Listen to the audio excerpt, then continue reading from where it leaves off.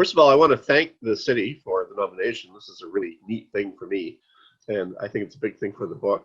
So again, thanks. And I want to set up the story where we're at here. Radisson is 26 years old. He's spent a couple of years living among the Mohawk, and now he is on his way to the upper Great Lakes to do some fur trading with his brother-in-law, Groseillier, and a group of Ottawa and Menominee and Huron traders. They've been fighting a running battle with the Iroquois around the Long Sault Rapids, which is now under the Carillon Dam by Hawkesbury. And having got through that, they're in calm water, heading towards what's now Ottawa. So they get to Ottawa, and here we go.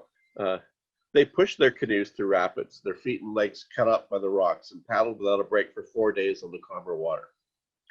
They finally let up on this grueling pace by resting at the confluence of the Gatineau, Rideau, and Ottawa rivers at camp near Lake Leamy on the north shore, across from the cliffs where the home of Canada's Prime Minister now looms over a pool of deep black water.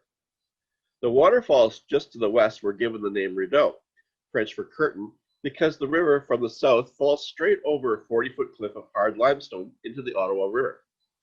The falls in the middle of what's now official Ottawa still looked like curtains, and in the 1600s, people could get behind the wall of water and walk the full length of them. Samuel de Champlain probably walked behind the falls, and so did Radisson. The water runs over the heads with such impetuosity and violence that it's incredible, he wrote years later.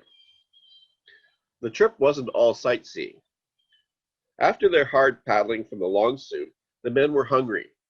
Some started fishing, others hunted. In the distance, they could hear the pounding of the Chaudière Falls, the beginning of a set of long portages. These falls, just a few hundred yards from Canada's Parliament buildings, were shaped like a giant bowl into which the entire Ottawa River plunged and churned. It could be heard for miles. They were a sacred site for people who lived in the area and the many travelers who used the Ottawa as a great highway to the west. Champlain, who had visited the Chaudière on his way upriver almost half a century before, described the Ottawa area riverscape. Here are many small islands which are nothing more than rough, steep rocks. At one place, the water falls with such a force upon a rock that with the lapse of time, it has hollowed out a wide, deep basin. Herein the water whirls around to such an extent, and in the middle sends up such big swirls that the Indians call it atsaku, which means boiler. This waterfall makes such a noise in this basin that it can be heard for more than 2 leagues away.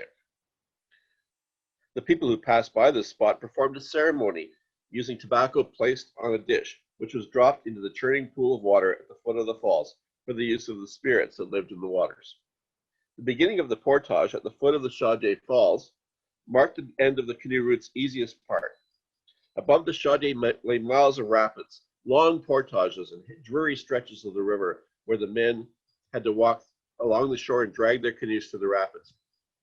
There was also Tessawat's tolling operation on Morrison Island near the modern town of Pembroke. After that, the landscape changed from swampy plains to the rugged country of the Canadian Shield, where the rather ordinary landscape of the lower river becomes spectacular as the Ottawa flows through the hills.